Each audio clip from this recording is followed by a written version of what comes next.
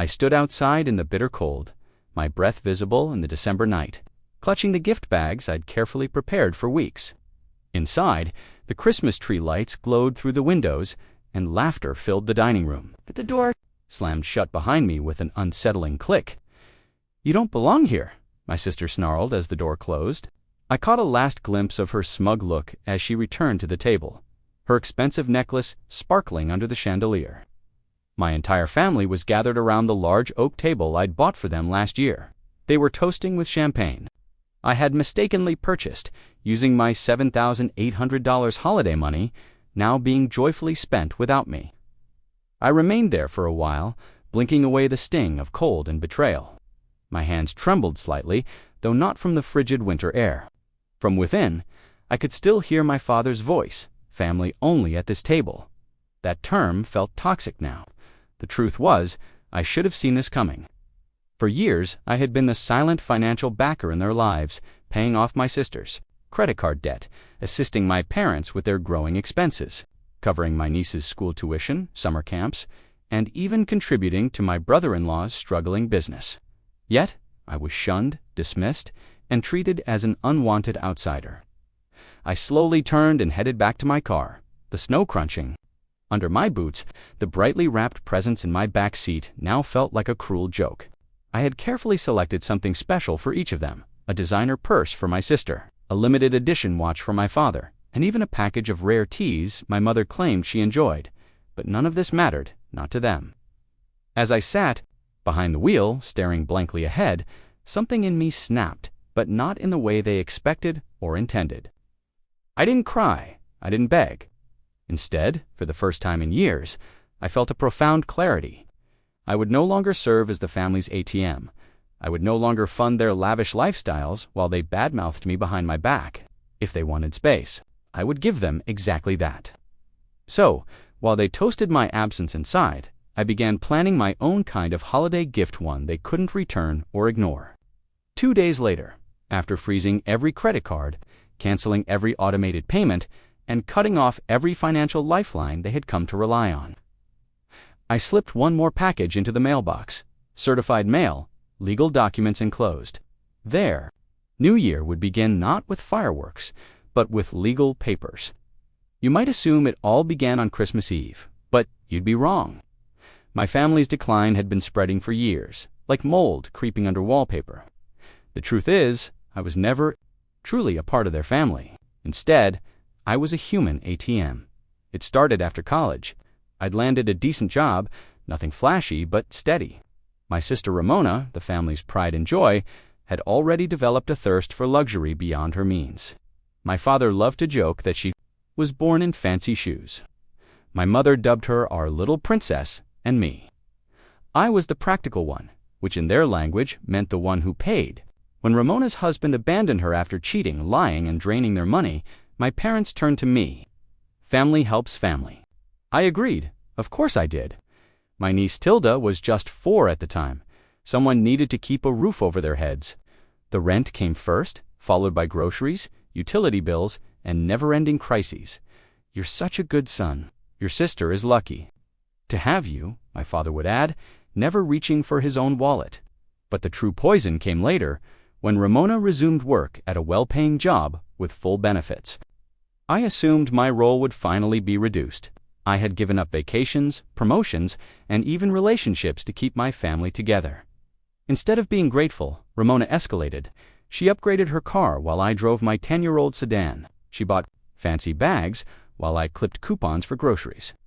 She put Tilda in private ballet classes while I skipped my own medical appointments to avoid additional costs. They still wanted more. "You make more money than us," Ramona would add, her voice sugary sweet but laced with malice. "It's only fair."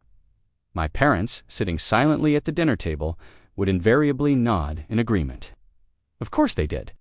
The arrangement worked out nicely for them. However, their greed wasn't even the worst part. The hardest part was the embarrassment. Ramona would make subtle comments during family dinners. "Oh, don't be so cheap, Malcolm," she'd snarl whenever I questioned her newest extravagant purchase. "Not everyone can live like vacations, no hobbies. But I guess that's how you afford to help us, right, Mom?" The audience would burst. into awkward laughter, as if mocking me with an inside joke. I'd force a laugh and swallow my pride again, but everything changed the night I overheard them. I had come early on Thanksgiving. As I moved gently into the house, I heard voices in the kitchen. "Honestly, Ramona," my dad said with laughter, "your brother's such a loser, no wife, no kids, nothing. He clings to this family like it's all he's got." "Yeah," my sister said, her voice dripping with venom. "He should be grateful we even included him at all. I mean, who else would tolerate him? At least he pays my bills." They laughed. My mother joined in. I froze. All those years of sacrifice, of quietly enduring every financial setback, of being the reliable one, and this is what they said about me behind closed doors. I didn't confront them that night, not yet. I exited silently, my stomach burning, but something inside of me changed forever. For the first time, I let myself see the truth. They didn't love me. They loved what I provided. My sister's demands escalated during the next month. She contacted me to see if I could cover a $5,000 loan for a down payment on a luxury timeshare. I replied, no. Her answer was quick and nasty. "Well, after everything I've done for you," she murmured. "Don't be a selfish loser, Malcolm." That word again, loser. The next day, my father contacted me, his voice full of feigned disappointment. "Son, you know Ramona is struggling. What's a few thousand to you? You've always helped before." I nearly laughed. Struggling with her designer handbags, spa weekends, and lavish vacations. Struggling. Then came the ultimate insult. My sister texted me, "You're lucky we still let you sit with us at the family table. Most families like yours would have already cut out dead weight." That Christmas, they did just that. And when my father shut the door in my face and said, "Family only at this table," he wasn't simply banning me from supper. They were alienating me from the entire family. But this is the bit they didn't expect. I had receipts. Literal receipts. I had bank statements, wire transfers, and credit card payments on their behalf for many years. Every dollar I spent bailing them out, every loan I covered, every charge I paid discreetly. As they chuckled behind my back, everything was carefully documented. And now, everything was in my lawyer's hands. Because it wasn't just about emotions. Anymore, it was financial exploitation, fraud. And when they opened that envelope on New Year's Day, certified mail, priority delivery, they'd know I wasn't the loser in the family. I was their victim. Victims ultimately fight back. The certified letter arrived on January 2nd. Shortly after they had spent my money on their extravagant New Year's Eve party. I know exactly how it happened. My father would have opened the envelope.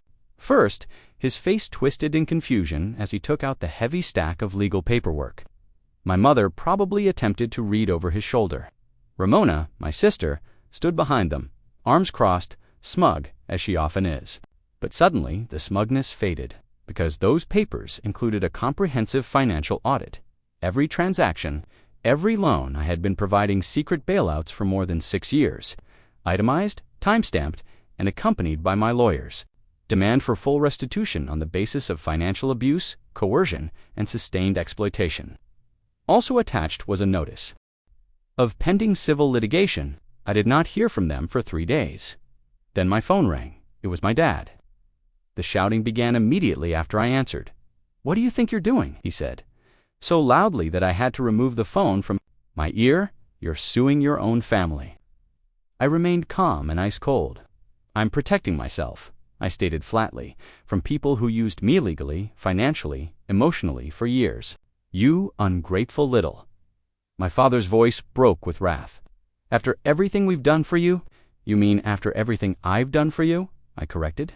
"After the thousands I've poured into your bills, your vacations, Ramona's shopping, sprees, Tilda's private school land, all while you sat back laughing behind my back. Yes, you're welcome." My mother jumped onto the line. She must have been on speaker. Her voice was filled with fake tears. "Sweetheart, please, we're family. We made mistakes, but this is cruel." "You kicked me out of Christmas," I replied quietly, but steadily. "You made your choice. Now I'm making mine." Then came Ramona, as expected. She couldn't resist entering herself. "You've always thought you were better than us," she snarled. "All you've ever done is hold money over our heads. You were just bitter that I was the favorite." Favorite. Even now, she couldn't stop herself. "You're right, Ramona," I replied, my tone as icy as ice. "You were the favorite. Congratulations. But your little reign is over. The court will see exactly how much you appreciated me." "You wouldn't dare," she said angrily. "It's already done." I hung up for the first time. In years, I felt lighter, like a man who had been carrying a burning house on his back before dropping it. 2 weeks later, the mediation hearing took place. They assumed I was bluffing. They entered the conference room like royalty, my father in his pricey suit, my mother with her phony tears, and Ramona in full designer clothes. All three sat across from me like vultures waiting to pounce. But then my attorney opened the folder. Exhibits A through G include bank statements, written loan agreements, screenshots of texts where they blatantly insulted me while demanding more money, and voicemails where Ramona joked about how easy it was to get me to pay. I even had a couple recordings from when they thought I wasn't listening. Their faces went pale as each page slid over the table. My sister's false confidence crumbled first. She looked around, hoping for someone to stop the bleeding. "Where did you get all this?" she asked quietly, her voice faint. "I keep the records, Ramona," I replied simply. "Unlike you, my father was next." His voice strained. "This isn't necessary. We can resolve this like adults." "You had years to behave like adults," my lawyer said sternly. "You chose exploitation. You're lucky we're offering a private settlement instead of pressing criminal charges." My mother played her final card. "Guilt. You're destroying this family." "No," I replied. "You destroyed it. I'm just documenting the wreckage." Silence. Even Ramona, the skilled manipulator, had no response. The ultimate settlement was harsh for them, but magnificent for me. Full payback schedule, no more financial contact allowed. Failure to comply. Immediate court appearance with criminal charges. Of money, fraud, and coercion. They signed. They had no choice. As I walked out of the building that day, my sister's parting words followed me like a wounded animal's cry. "You'll regret this." I turned to her one more time. "No," I said, smiling for the first time in my life. "I won't." The deal was struck. But the battle had not ended. In many respects, it was only the beginning. For the first time in years, I severed every financial artery they had comfortably drained. The payments stopped, the favors ceased, the emergencies were no longer mine to resolve. And that's when terror kicked in. 3 weeks after the mediation, my mother called, of course, not to apologize, but simply testing the waters. "Sweetheart, I was just wondering if we could talk privately. No lawyers, no anger." I paused for a bit, absorbing the pleading tone in her voice. "I have nothing to discuss," I answered gently. "The settlement speaks for itself." Her voice crackled. "But you're punishing us, Malcolm. You're tearing this family apart. You tore it apart long before the lawyer showed up," I said angrily. Hanging up. But it didn't end there. They didn't believe I was serious. They'd spent years transforming me into their submissive, weak provider, and now the puppet was cutting his own strings. A few days later, my father showed up uninvited at my apartment. The knock was loud and insistent. I opened the door to see him standing there. His normally confident posture seemed to deflate. He appeared smaller somehow, as if the weight of his own decisions was finally crushing him. "We need to fix this," he continued, attempting to sound firm while only managing to sound desperate. "There's nothing to fix," I said. "You think you've won something here," he screamed, raising his voice. "You'll be alone for the rest of your life. Family forgives. You'll regret this." I stared at him, my voice as icy as ice. "You don't get to lecture me about forgiveness when you stole from me." He opened his mouth to retaliate, but no words emerged. The silence between us felt louder than any dispute we had ever had. Finally, he rushed away, muttering insults under his breath, and then Ramona snapped. Despite her bravado, she was always the most vulnerable. But I had miscalculated how badly her small kingdom would disintegrate. 2 months after the settlement, she called not to apologize or make peace, but to threaten. "I hope you're happy," she spat into the phone, practically shouting. "You humiliated me? My credit's ruined. My accounts are frozen because of your little lawsuit. You destroyed your own credit when you lived on my money for half a decade," I answered without arguing. She laughed cruelly. "You think you've won? You're pathetic. Malcolm, you'll never be anything but bitter and alone. You'll never have a family because no one would ever choose to be with you. Her statements were intended to hurt deeply. However, they didn't. Not anymore. Because I now knew something. Her only true power was the guilt she could make me feel. And the guilt was gone. "You're wrong," I stated softly, "because for the first time in my life, I've chosen myself." So I hung up. The fallout was significantly worse after that. I heard rumors from distant relatives. My parents were forced to sell one of their vacation houses to pay off what they owed me. My dad's retirement plans disappeared overnight. Their expensive country club membership was revoked.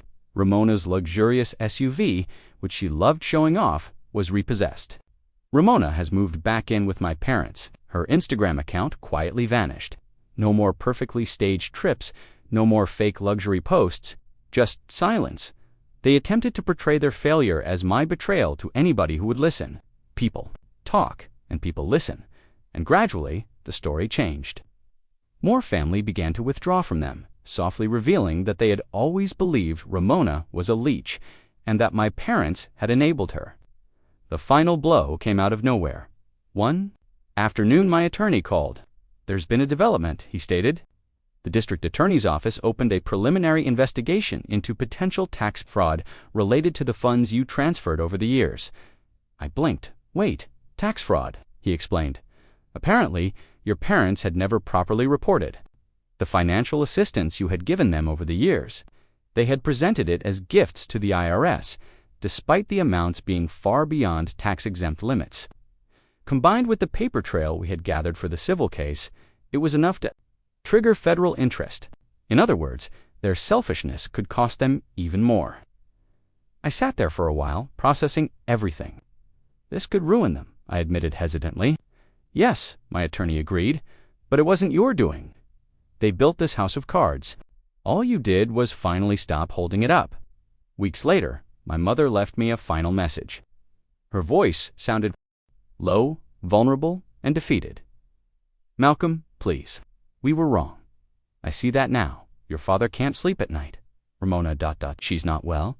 We're lost without you. Please call me, please."